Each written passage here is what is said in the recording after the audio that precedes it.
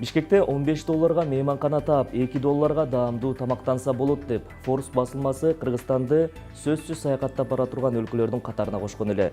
Өлкө дагы эмнеси менен туристтерди кызыктыра алат? Алдыдан чыккан демилгелер канчалык алгылыктуу? Айтмакчы, кыргызстандыктар кантип арзан саякаттап дүйнө тааный алат? Capital командасы алдыдагы жарым саатта туризм жана саякат темасына кеңири токтолот. Биз менен болуңуз. Өткөн жылдын соңунда Forbes басылмасы дүйнөдөгү кызыктуу чакан бюджет менен көрүп келүүгө мүмкүн болгон сөзсүз бара турган 21 туристтик жердин тизмесин түзгөн. Бул тизмеде Вьетнамдан кийинки экинчи орунду Кыргызстан ээлеген. Forbes'тун сунушунда Кыргызстандын 93% аймагы тоолор менен курчалганы айтылып, миңдеген жылдык тарыхый, маданий эстеликтери бар экени баяндалат. Суктан аарлык жаратылышы бар Кыргызстан дүйнөдөгү татыктуу баасын ушул кезде ала электиги белгиленген. Ал эми Кыргызстандын борбору Бишкек Улуу Жибек жолунда жайгашып, ал аркылуу бүтүндөй Борбор Азияны тааныса болоору жазылган. Бишкекке токтогон киши кыска жол жүрүп эле бийик тоолорго бара алат. Борбор калаада чакан бюджет менен саякаттайм деген кишилерге кеңири мүмкүнчүлүктөр бар. Шаарда жеке чакан мейманканаларда бир күндө $15 токтосо болот. Бир жолку тамак ичкенин $2 тегерегин түзөт. Эгер боз үйгө токтойм десеңиз, 2 маал тамагы менен бир күн түнөгөнүңүз $20 айланат. Саякатчылар үчүн бул өтө төмөн баа деп жазат Forbes. Айтмакчы, Forbes бул тизмеге Кыргызстанды өлкөгө саякаттап келип кеткен блогерлердин сунушунун негизинде киргизген. Алардын бири Мэтт Кепнес. Ал Кыргызстанга USAID-тин бизнести өнүктүрүү демилгеси долбоорунун атайын чакыруусу менен келген. USAID уюму Кыргызстанда туризмди өнүктүрүү, өлкөгө туристтерди тартуу боюнча бир топ долбоорлорду ишке ашырып келет жана анын ичинде Кыргызстанга жыл сайын дүйнөлүк атактуу блогерлерди чакырып турат. Жакында эле блогерлердин тобу Кыргызстанга келип, өлкөнү кыдырып жүргөндө биздин студиябызда да конокто болуп, туризмди өнүктүрүү боюнча өздөрүнүн кеңеш жана сунуштары менен бөлүшкөн. Надин Боллер Швейцариядан Кыргызстанга алгачкы жолу 20 жашка чыгып чыга элек университетти аяктагандан кийин келген. Анткени алгачкы документалдык иши катары Кыргызстан тууралуу тасма тартууну чечкен.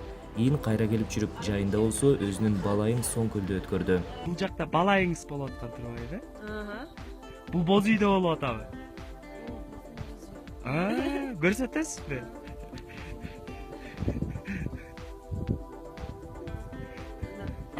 Мынакей көшөгөңүз, Надин кыргызча сүйлөшө алат. Фильмди тартуу учурунда ал жарым жыл Соң көлдө жашап, тилди ошол жерде өздөштүргөн. Көнүмүш эле сөздөй угулушу мүмкүн, бирок ал бул мамлекетти чын дилинен жактырып калган. Көп киши билбейт. Мага мен неме дейм, Кыргызстанда жашайм дейм, анан мага мындай карайт, бирок кайсы жерде турат бул өлкө экен же кайсы жер турат. Бирок анан интернетте карашат, коз жер, коз сүрөттөр көрөт. Надиндин айтымында өнүккөн өлкөлөрдөн келген көптөгөн туристтер визасыз режимден улам ошол эле Тажикстанга караганда Кыргызстанга артыкчылык беришет. Ага карабай анын баамында мамлекет тууралуу көп айтылышы керек. Европада ар бир киши Кыргызстан аты ичинде стан бар. Анан ассоциация бар Афганистан менен, согуш бар. Ошол жерге барбай, тынч эмес. Анан келбейт, анткени жаман имидж бар. Ошол Европадагы кишилерге информация бериш керек. Кыргызстанда согуш жок, тынч өлкө экен, кишилер абдан меймандостуу, жакшы киши экен. Канадалык саякатчы блогерлер Ник Уортон жана Дери Свифт Кыргызстанга бул жай мезгилинде экинчи жолу келишти. Азыр туризмди өнүктүрүүгө жардам берүү үчүн USAID-тин бизнести өнүктүрүү демилге долбоорунун алкагында. Анын жүрүшүндө Кыргызстанга белгилүү блогерлер чакырылган. Биринчи жолу болсо өз алдынча келип, өлкөнүн жаратылышына жана жарандардын меймандостугуна суктанып кетишкен. Алардын айтымында бул таалыкпай айтууга мүмкүн болгон кыргыз туризминин эки негизги артыкчылыгы. Yeah, I think the big thing that's happening right now in tourism marketing is video. Менин оюм and боюнча азыркы virtual жогорку reality video. технологиялардын In a кулунда country like баардык Kyrgyzstan, where мүмкүнчүлүктөрдү you have such колдонуу керек, beautiful көбүрөөк panoramic видеолорду mountain тартыш views, керек. Мисалга, virtual reality would be колдоо бар beautiful технология because people жана can look түз around алып in all көрсөткөн directions, аппаратураны 360 колдонуу degrees. зарыл. So if you're Анткени promoting the адам country мындай that way сүрөттү using көргөндө that form ошол of жерде media, тургандай that's great. элестетет. And Мындай video, of course, технологияларды is excellent минималдуу because гана everyone wants to колдонуу see бул videos чоң nowadays. Even кемчилик. Facebook, now you're scrolling through your feed, it's so much video. Makes So you feel like you're there. yeah, Seeing the it's place. much more immersive, yeah. And I think now too, a big thing is sending people. Дагы бир кеңеш, өзүңөр дагы көбүрөөк саякаттап турушуңар керек. Башка мамлекеттердин тажрыйбасын үйрөнүп, ал жактын тажрыйбасын көрүп, кандай мүмкүнчүлүктөрү бар экенин баамдагандан кийин ошол мүмкүнчүлүктөрдүн баарын бул жакта ишке ашырууга болот. To a village which is on the south shore of Issyk, and we're going to learn how to make a yurt. Жарит жана Алиша саякаттоону жактырган түгөйлөр. Алардын YouTube каналындагы жарым жылдан берки эң белгилүү видео бул боз үйдүн тигилишин көрсөткөн тасмалары. Саякатчылар туризм тармагындагы жергиликтүү ишкерлерге диджитал мүмкүнчүлүктөрдү кеңири колдонууну сунушташат. Алар өткөн жылы да жергиликтүү туристтик объекттердин ээлерине турпродукттарды иштеп чыгууга жардам берүү үчүн USAID-тин долбоору боюнча Кыргызстанга келишкен. And I think the way that local businesses can really focus on that is by using tools such as social media, video, photography, and creating this digital media market and using that to open up new Менин tour оюмча companies, санариптик new маркетингди regions, new колдонуу destinations, SMM бул and туристтерди new тартуудагы activities. негизги сунуштардын бири. Көп маалымат керек, анткени өлкөдө рафтинг, жөө туризм жана тоо велотуризмди өнүктүрүүгө ылайыктуу абдан көп жерлер бар. Тилекке каршы бул жерлер абдан аз жардамаланат. Качан видео, сүрөт материалдары болуп, SMM интернет маркетингинин жардамы аркылуу алар Facebook, Instagram жана YouTube'да жарыяланса, ал аркылуу көбүрөөк адамды тартууга болот. Менин оюмча санариптик медиага басым жасалышы керек. Should really focus on adventure and culture. It's the two things that this country holds. I think like what others have said too, video makes you feel like you're there as well. And I know from Биз our болушунча көбүрөөк сүрөт жана видеону өзүбүздүн баракча жана сайтка жайгаштырууга аракет кылабыз. Анан элдер тез эле бул эмне, кайда деп сурап башташат. Анан биз да сапарыбыз учурунда ар кандай мастер-класстарга катышабыз. Мисалга тамак жасоо боюнча мындай контент дагы өтө маанилүү. Адатта жаратылыштан башка артыкчылыктар катары чет элдик туристтер жергиликтүү калктын меймандостугун белгилешет. Эми заманбап технологиянын жардамы менен бул тууралуу дүйнө жүзүнө айтуу милдети турат. Туризмди өнүктүрүүдөгү дагы бир эффективдүү инструменттердин бири бул ар кандай кызыктуу иш-чараларды уюштуруу. Турист кайсыл бир өлкөгө келерден мурда табитине жараша барган жеринде пландалып жаткан кызыктуу маданий саамалыктар болобу, спорттук мелдештерби же арт көргөзмөлөргө катышууну каалайт. Дүйнө жүзүндө мындай иш-чараларды турфирмалар турпакетке кошуп же атайын бир иш-чаранын тегерегиндеги турларды да сунушташат. Кыргызстанда туристтерди кызыктырган бул фактор канчалык эске алынган? Кол өнөрчүлөрдүн эл аралык оймо фестивали 2006 жылдан бери уюштурулуп келет. Фестиваль жыл сайын июль айынын акыркы жумасында башталып, ал дээрлик 2 аптага созулат. Анын негизги бөлүгүн Борбор Азия мамлекеттеринен келген кол өнөрчүлөрдүн буюм тайымдарынын ярмаркасы түзөт. Алгач ярмарка Бишкекте башталып, экинчи бөлүгү Ысык көлдүн жээги Чолпон Ата шаарында улантылат. Ошондой эле фестивалдын жүрүшүндө анын көрүүчүлөрү кыргыздын улуттук каада салттары менен таанышып, жергиликтүү өнөрпоздордун талантына этно стилдеги мода көрсөтүүгө да күбө болуп, фестивалдын алкагындагы мастер-класстарга да катыша алат. Могу туристтик базарды кеңейтиш үчүн абдан көп салым кошуп атат. Эмне үчүн дегенде, мына көптөн көп туристтик фирмалар атайын ошо оймо фестивалына ылайыкташтырып, мындай туристтик группаларды чакырып атышат. Андан тышкары дагы биз билбесек дагы өздөрү мындай оймо фестивалды өздөрүнүн программасына киргизип, даже мастер-класстарына катыштырабыз деп алып келип атат туристтерди. Эмне үчүн дегенде биздин мастер-класстарыбыз бекер. Оймо фестивали алгач жеке демилгелер менен уюштурулуп келген. 2006 жылдан баштап ал өкмөттүн маданиятты өнүктүрүүдөгү 100 долбоорунун катарына кошулган. Оймодон сырткары бул долбоорлордун арасынан бүгүнкү күнгө чейин Jazz фестивали жана дүйнөлүк этностар фестивали уюштурулуп турат. Ал эми быйылкы оймо фестивалинин алкагында дагы маданий иш-чаралар менен катар илимий конференциялар, кино фестивали өткөрүлгөнү жатат. Уюштуруучулардын айтымында мындай ири иш-чара Орто Азия боюнча жалгыз Кыргызстанда өткөрүлгөнү туризмге болгон чоң салым.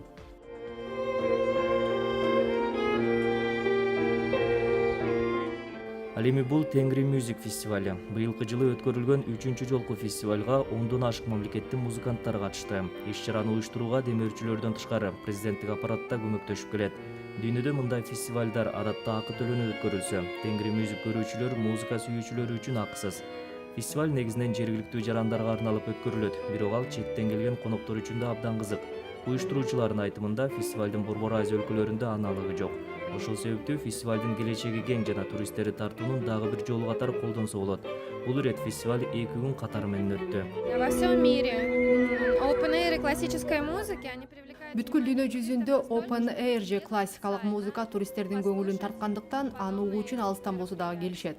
Мен ойлоп жатам, кийинки жылы 3 күн өткөрсөк, мындан дагы көп киши келет го деп. Бул жолу менин досторума бул фестивалга катышуу үчүн атайын Алматыдан дагы кишилер келиптир. Мындай учурлар өткөн жылы дагы болгон жана кийинки жылдары дагы алардын саны көп болот деп күтүп жатам. В году это есть, и с каждым годом это все больше и больше будет. Кыргызстанга келген туристтерге спорттук иш-чараларды дагы сунуштуу ашыктык кылбайт. Жаш демилгечилер 2 жылдан бери бул багытта жаз деми жана көз деми аттуу жарым марафондорду өткөрүп турушат.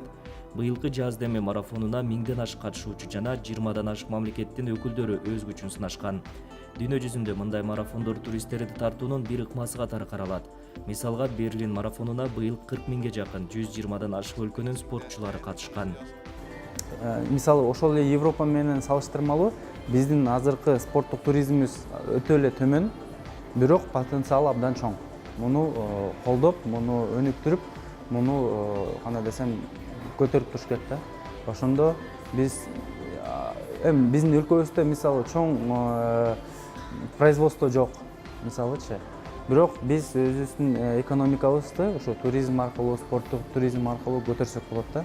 Адистер спорттук туризм аркылуу бир нече маселени чечсе болорун белгилешет. Биринчи кезекте бул жергиликтүү калктын саламаттыгына кам көрүү жана жарандар арасында спорт менен машыгууну пропагандалоо. Ошол эле Европа өлкөлөрүндө калктын 80%га жакыны спорт менен активдүү алектенишсе, Кыргызстанда алардын саны жалпы калктын 1%-на да жетпейт. Экинчиден, спорттук иш-чаралар аркылуу спорт сүйүүчүлөрүн тартууга толук мүмкүнчүлүк бар. Анткени эс алуунун бул түрүн жактырган жарандардын саны жыл санап өсүүдө. Кыргызстанда колунда бар бай адамдар гана саякаттай алат деген түшүнүк кеңири жайылган. Бирок капчыктын жукалыгы саякаттоого тоскоол болбош керек. Ал үчүн арзан саякаттоонун жолдорун билип алуу гана жетиштүү. Саякаттоо учурунда туристке жардамга келген атайын тиркемелерди, зарыл болгон ресурстарды колдонууну унутпаңыз. Биздин кийинки маектешибиз бул каражаттардын жардамы менен арзан жана жайлуу эс алууга мүмкүн экенин айтат. Саякаттоодо дагы кандай эрежелерди сакташ керек? Дүйнөнүн 30га жакын мамлекетин, 200дөн ашык шаарын көрүп келген россиялык саякатчы, блогер Павел Мунтян өзүнүн кеңештери менен бөлүшөт. Я вывел на монитор. Мен маалымат алган сайттын маалыматын мониторго чыгардым. Анда бир авиакомпаниянын билетинин жаңылыш баасы турган экен. Элестетиңиз, мен ошентип $150 Аргентинага билет сатып алдым. Эсептеп көрсөңүз, бул көп акча деле эмес, 12 000 сомдой. Бирок чынында бул учуу Бишкектен же Москвадан да эмес. Учак Барселонадан учат. Учуунун убакыты конуусу жок 14 саатты түзөт. Бул убакытка мындай баа албетте абдан төмөн. Соответственно, это очень маленькая цена за этот перелет. Эки суроо. Биринчиси, ката тариф деген эмне? Анан бир континенттен экинчи континентке $150 учууга боло турган ката билеттерди кайдан издеш керек? Ошибочные тарифы и еще по-другому называют пиратские. Жаңылыш тарифтер, аны пираттык тарифтер да деп атап коюшат. Бул качан авиакомпаниянын брондоо системасында ката чыгып калган учур.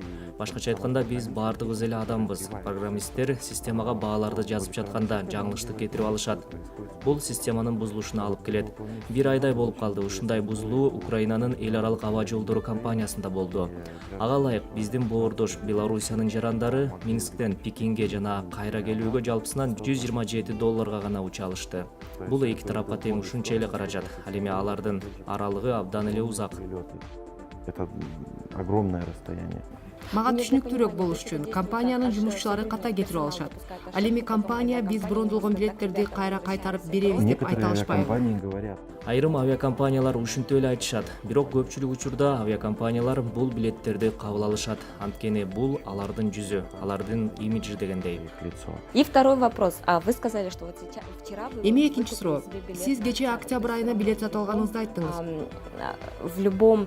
Ошондо кандай гана саякаттоо болбосун алдын ала пландаш керекпи? капилеттерине чаак алып арзан саякаттоо мүмкүн эмес экен да. Да, спонтанно, недорого не совсем получается. Почему? Потому что тарифные сетки авиакомпаний... Күтүлбөгөн жерден эле арзан саякаттоо дайыма эле мүмкүн эмес. Эмнеге мындай? Анткени авиакомпаниялардын тарифтик тизмеге атайын ушундай кылынган. Алар бул учактан түшө турчу пайданын орточо көлөмүн аныктап алышат. Анан жүргүнчүлөрдү 3кө бөлүп карашат. Бирине арзаныраак сатса, кийинкилери кымбатыраак төлөп, биринчилердин каражатын да көтөрүшөт. Ошентип, ким эртерээк сатып алса азыраак, ал эми кийин сатып алгандар көп каражат коротот. Есть сайты, которые российские и белорусские. И там можно найти предложение. Россия жана Белоруссиянын сайттары бар. Ал жактан биздин өлкөлөр менен байланышкан сунуштарды тапса болот. Мисалы жакында эле Белавияда сатып түгөтүү болду. Анда билеттин баасы Алматыдан Минскке эки тарабына болгону $103 болду. Бул алматылыктар үчүн абдан кызык, анткени алар Минсктен ары кошуна Вильнюска барып сапарын уласа болот. Ал жакта Европада ири саналган Ryanair авиакомпаниясынын авиакаттамдары бар. Андан ары 10 килограммга жетпеген жүк менен Париж, Копенгаген жана Ослого, кааласаңыз Милан, Мадридке жана Барселонага да барсаңыз болот. Килограмм до Парижа, до Копенгагена, до Осло, хотите в Милан, можно и в Мадрид, и в Барселону. И это очень удобно. И в общем итоге, вот когда была эта распродажа, я посчитал... Бул абдан ыңгайлуу. Жыйынтыгында бул акция учурунда мен санап көрсөм, Алматыдан Ослого же Копенгагенге чейин €150 жетти. Бишкектиктер үчүн бул бир аз кымбатыраак. Бирок бул жакта транспорт бар, анан да Алматыга жетүү оңой. Транспорт, он достаточно часто ходит, и вообще доехать до Алматы не проблема. Вот знаете, вы очень хорошо подметили. Билесизби, сиз абдан жакшы тенденцияны белгилеп өттүңүз. Бишкектиктер үчүн Алматы башка аймактарга сапар тартуу үчүн арзан болоорун. И действует ли та же схема в обратную сторону? То есть можно ли найти какой-то пункт, куда долететь? Дагы кандай ушундай альтернативдүү жолдор бар. Каалаган жерге баруу үчүн учак менен эле учпастан айрым транзиттик жолдор менен транспорттун башка түрүн колдонуу канчалык натыйжалуу? Не конечный, а пункт транзитный, куда ты прилетаешь, а потом вот в другое место можно там доехать автобусом или поездом, и это будет гораздо дешевле. Да, и я очень рекомендую комбинировать разные виды транспорта и пользоваться соседними аэропортами и пользоваться... Мен транспорттун бардык түрлөрүн колдонууну сунуштайт элем. Кошуна аэропортторду жана каттамдарды которууну колдонуш керек. Бул кызыктуу, башка шаарларда көрүүгө болот. Во-вторых, это гораздо выгоднее. И если в Кыргызстане работает только две лоу-кост компании, это Fly Dubai летает и Pegasus. Эгер Кыргызстанда Fly Dubai менен эле Pegasus иштесе, Казакстандын базарында Air Arabia жана орустардын Победасы дагы бар. И российская Победа, которая предложила такие цены, которые по промо-акции, правда. Ал промо акция боюнча таң калыштуу бааларды сунуштады. Мен Самарадан каттамымды которуп бул жакка Правда менен болгону 2500 рубльга келдим. Бул ушундай узак сапарга абдан аз баа. Достаточно маленькая цена для такого маршрута, это достаточно длинный маршрут. Есть специальные приложения, которые помогают экономить. Чөнтөк телефондо да атайын тиркемелер бар. Анын аталышы түгө өтүп кетүү үчүн абдан жакшы. Ал Европада абдан белгилүү. Бул программа бактылуу сааттарды топтойт. Бактылуу саат бул кайсыл бир ресторандардын өзүнө кардар чакыруунун промо акциясы. Алар бул программада мисалы бүгүн саат кечки 5-тен 6-га чейин бизде бактылуу саат болот деп жарыялашат. Анда тамактанууга 50-80% арзандатуу каралган. До 6 у нас будет счастливый час и 50-80% скидки на питание. Очень классное приложение. Сонун тиркеме жергиликтүү ресторандар колдонот болду экен, карап көрүш керек экен. Сиз лайфхактар тууралуу айтып берем дедиңиз эле. Один из крупнейших сайтов по аренде квартиры Airbnb, он работает... Батирелерди ижарага алуу боюнча эң ири сайттардын бири бул Airbnb. Ал желе маркетингинин принциби менен иштейт. Досуңду алып кел деп аталат.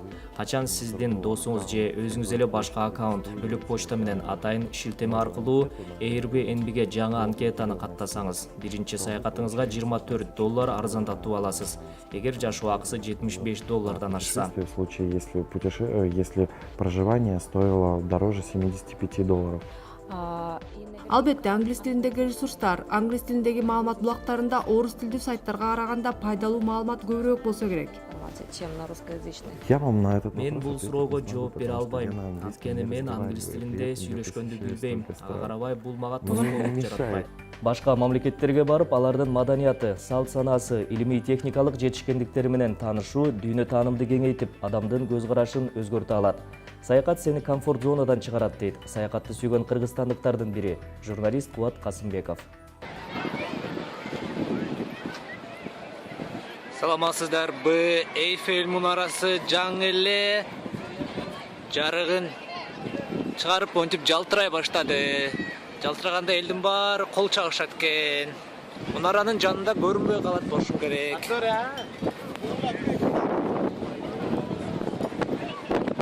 Эми көрүнүшү мүмкүн.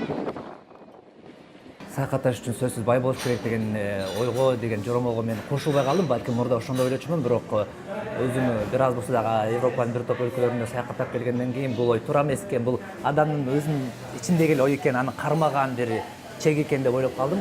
Анткени аз акча менен болсо деле өлкөлөрдү кыдырып, өлкөлөрдү көрүп, саякаттаган мүмкүнчүлүк бар экенин билдим. Буга өзүмдүн соңку жылдардагы саякаттарым мисал болду да. Саякат дегенди адам кандай кабыл алат дегенди айткым келип атат да. Мисалы, эгер саякат дегенде барып 5 жылдыздуу отелде жатуу, барып көлдүн жээгине барып эс алуу, же болбосо аябай кымбат баалуу тамактарды жеген нерсе келсе, эгер саякат дегенде анда албетте ал кымбат болот. Бирок саякат дегенде балким түшүнүүдөн көз каранды болот болуш керек. Мен саякат дегенде көбүрөөк эле бир рюкзакты көтөрүп алып эле шаардын көчөлөрүн болобу, анын айылдарын болобу, жөө эле кыдырып жүргөндү көбүрөөк элестетем. Ошондуктан аны алдын ала пландоонун натыйжасында арзан болуп калды. Мисалы, бул жерде өзүңүз айткандай алдын ала пландоо абдан маанилүү.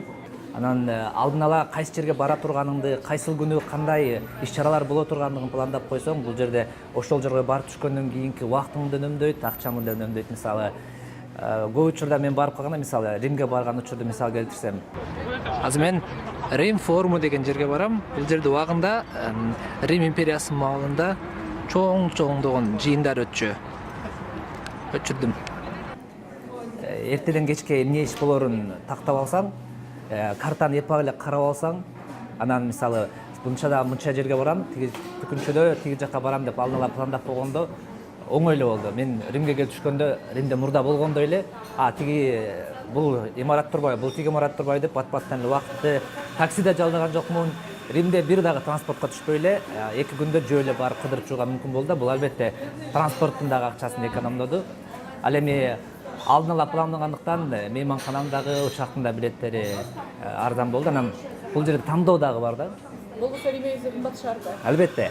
Мейманкана дегенде деле сөзсүз жана айтып кеткендей 5 жылдыздуу отель эмес, мисалы конок үйлөрү бар, издешиң керек аны. Мисалы издесең аябай эле арзан, балким шаардын ичинде четинде болушу мүмкүн. Бирок ошону көз жумтуруп барсаң, шаардын четинде көрүп калууга мүмкүнчүлүк болот да. Анан экинчиден шаарда кыдырып жүргөндө сөзсүз эле барып кымбат тамак жеш керек деген нерсени билдирбейт. Мисалы мен көбүнчө супермаркеттерди кыдыра калам, ошол эле шаардын ичиндеги арзан тамактарды, ошол эле сэндвичтер керек болсо өзүм бөлмөдөн жасап чыгам. Ошолорду кыдырып жүргөндө жей берем. Маалыматтын башындагы бир маалымат, информациялар дагы бир аз болсо да кеңейе түшөт экен. Мисалы, бирок ал кеңейе түшөт дегенде сөзсүз эле барып кыдырып эс алып кетип калган эмес, эл менен сүйлөшкөндө. Мисалы, мен барган сайын эл менен сүйлөшө берем. Венецияга барганда аргентиналык легионер менен жолугуп калдым. Ал дагы ошол бир поездге түшүп калыптыр. Анан ал мага Франциянын легионунда кызмат өтөгөн экен. Франциянын легиону тууралуу аябай көп маалымат айтып берди. Мисалы, эгер француз тилинде сүйлөбөй койсоң, аларды кантип сабаганы тууралуу айтып берди. Анан өзү вегетариан экен, эч кандай эт жебейт экен. Анан ал кантип эт жебей, мисалы, өзүнүн организмин жакшы кармап турса да болорун айтып берди. Туура тамактан жолдорун үйрөнүп берди. Азыр мисалы адам менен мен кеңешип калам, муну жеш керекпи же муну жеш керекпи деген сыяктуу. То есть мен айткым келип атат, канчалык адам менен көбүрөөк сүйлөшсөң, маалыматың ошончолук кенен болуп атат. Бул экинчиси. Үчүнчүдөн эң башкы нерсенин бири бул өзүңө болгон ишеним. Анткени мен көбүрөөк жалгыз эле бир рюкзакты көтөрүп алып эле кыдырып жүргөндүктөн өзүңө гана ишенүүгө туура келет. Анан ошол учурда кечинде болобу, эртең менен болобу, түнгө чейин жүрө бересиңби, мындай баардыгын пландап, анан өзүңө болгон ишеним бир аз көтөрүлүп түшкөнүн байкадым. Бул Сейн деген дарыя. Накта француздардын, Франциянын жүзүн көрсө болот. Биякта музыканын чыгып атканынан дагы. мен мисалы биринчи жолу Парижге чыккандагы менен андан кийинки сапарларымды карап көрсөм мен эч нерседен кооптонбойм, коркпойм дагы. Ошондо өзүмдүн чектеримди дагы чын жырларым бар да адамды курчап турган.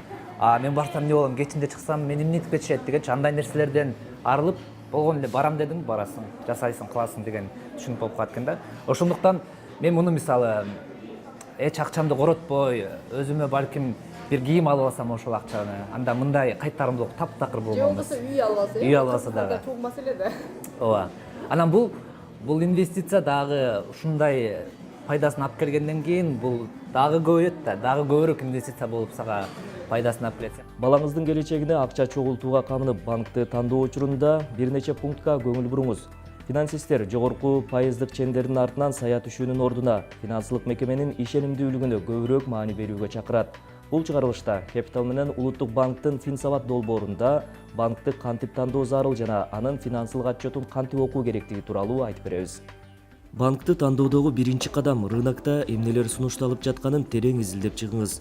Жергиликтүү басылмалардан финансылык мекемелердин рейтингтери менен катар эле банктардын активи жана капиталы тууралуу маалыматты көңүл коюп окуңуз.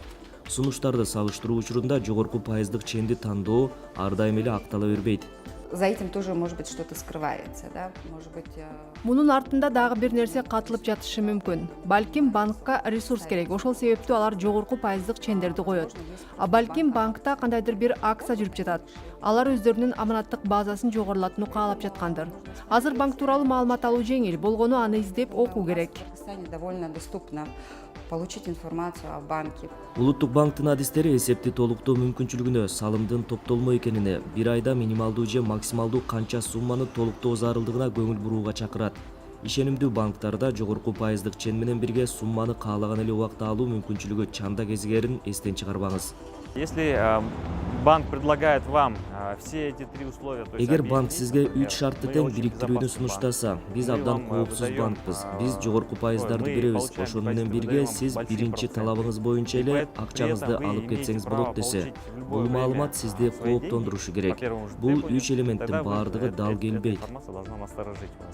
То есть не бывает такого, что все эти три элемента как бы совпадают. Кыргызстандын банктык кызмат көрсөтүү рыногунда балдардын аманаттары боюнча сунушталган продукттар көп. Баштапкы төлөмдүн орточо суммасы 5000 сом, 100 АКШ долларынын тегерегинде. Балдар депозитинин 1000 сомдон баштап ачууну сунуштаган банктарда табылат. Толуктоонун орточо айлык суммасы 50 АКШ долларын же улуттук валютадагы бул суммага барабар каражатты түзөт. Банктар ачууга даяр болгон балдар депозитинин эң узак мөөнөтү 5 жыл. Ошондой болсо да 5 жаштан баштап чогултууга эмне тоскоол болот? Анан ушул эле сумманы кайра-кайра жаңы депозит ачканга жумшаса. Биз балдардын топтолмо эсеби боюнча Кыргызстандагы банктардын биринин реалдуу сунушунун негиз катары алдык. Депозиттин чени 13,5%. Баштапкы төлөмдүн минималдуу суммасы 2,5 миң сом. Эгер ай сайын 2 миң сом төлөм жүргүзсөңүз, анда 10 жылдан кийин эсепте 488.827 сом болот. Анын ичинен сиздин толуктоонун суммасы 240.500 сом. Калган 248.327 сомду сизге банк пайыз катары эсептеп берет. Эгер ай сайын 2 миң сомдук төлөм сиз үчүн оор болсо, 1 миң сомдон төлөп турса да болот. Мындай учурда баштапкы төлөм 2,5 миң сомду түзүп, ай сайын 1000 сомдон толуктаганда 10 жылдан кийин сиздин балаңыздын эсебинде 248.868 сом болот. Анын 121.500 сомун сиз бересиз. 127.368 сомду банк төлөп берет. Эгер 18 жашка чейин чогултууну чечкен болсоңуз, мында аманатка баштапкы төлөм катары 5 миң сомду берип, эсепке ай сайын 2 миң сомдон чогултуп туруу талабы коюлат. Балаңызга эрезеге жеткен учурда 1.706.970 сом белек кыла аласыз. 18 жыл ичинде сиз эсепке 435 миң сом которосуз. Дээрлик 3 эсе көп сумманы же 1.271.970 сомду банк пайыз катары төлөйт. Мындай узак мөөнөттүү мамилени ишенимдүү банк менен түзүү зарыл. Финансылык мекемени тандоодон мурда сөзсүз түрдө банктын финансылык отчетун изилдеп чыгыңыз. Ал коммерциялык мекемелердин веб-сайттарында болот. Ошондой эле отчетту кызматкерлер кардарларынын биринчи талабы боюнча көрсөтүшү керек. Можно, например, сравнивать активы, да, и когда ты сравниваешь, нужно сравнивать. Мисалга активтерин салыштырып көрүү керек. Өткөн жана ушул жылдарды салыштырууга болот. Банктар кайсыл бир мөөнөттүн маалыматын жайгаштырышат. Сен караган учурда банктын активтери жыл сайын өсүп жатса, анда бул жакшы банк. Өсүп жатат жана баары жакшы. Банк наоборот, хороший, он растет, у него все замечательно. Банктын киреше жана чыгашасына көңүл буруңуз. Эгер чыгымдар өсүп жаткан болсо, банктын кызматкерлеринен бул эмне менен байланыштуу экенин сураңыз. Анан Улуттук банктын сиз тандаган банкка карата кандайдыр бир чара колдонгонуна көңүл бөлүңүз.